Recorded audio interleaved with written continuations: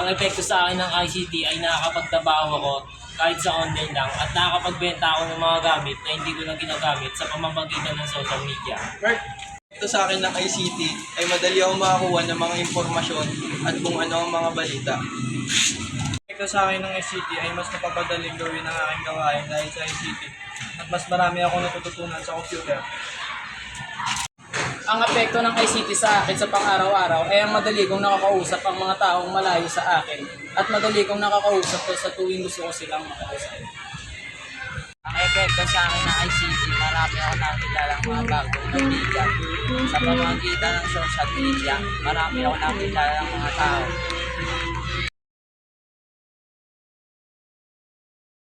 Go. Ang pagbili sa online shop, dahil sa mas napapadali kung sa online ka makakabili.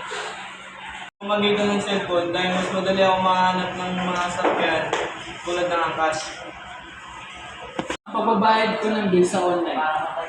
Sa pagbabayad ko sa online, mas napapadali ang aking ginagawa. Pagagawa ng vlog sa pamamagitan ng YouTube, Facebook at iba pa.